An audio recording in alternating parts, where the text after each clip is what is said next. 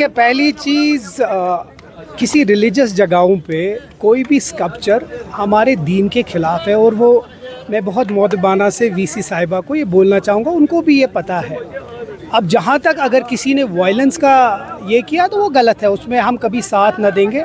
हमारा एक point of view है कि हम ये जो हमारा दीन है वो तौहीद पे चलता है, और मुझे लगता है कि इतना तो जो चले वीसी साहब नहीं तो बाकी जो उनके साथ जो ऑफिसर्स हैं उनको इतना तो समझ आनी चाहिए कि दरगाह शरीफ आस्थान इतना रेवर्ड आस्थान, उसमें ऐसी चीज़ों में पहले सोचना चाहिए। बाकी अगर किसी ने कोई गलतियां की हैं, वायलेंस किया है, उसमें हम उनको बड़े सख्त अल्फाजों में कंडम करते हैं, बट रिलीजियस सेंटिमेंट जो है उनको भी समझना चाहिए लोग। मुझ पे कोई इल्ज़ाम नहीं, मैंने तो अपने दिल की, यहाँ इस मुल्क में फ्रीडम ऑफ स्पीच कब ख़त्म हुई?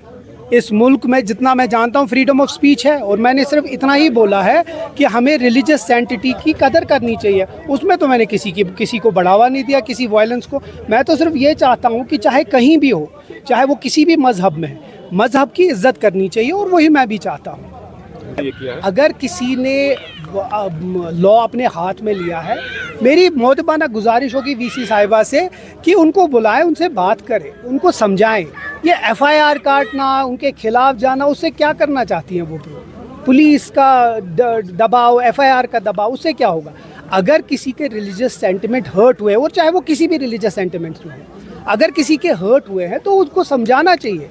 गुस्से, लड़ाई, जंग से कुछ नहीं होता है, प्यार से होता है। वो वीसी रही हैं इतने टाइम से, इतना अच्छा इदारा अभी उनके पास है। मुझे लगता है ये जो एफआईआर की धमकी उन लोगों पे दी है, इससे अच्छा उनको बुलाकर उनसे बात करे बनिस्बत उनके ऊपर एफआईआर और ये सब कुछ करना। बाकी अगर कहीं कुछ वायलेंस हुआ है उसको हम कंडेम करते हैं।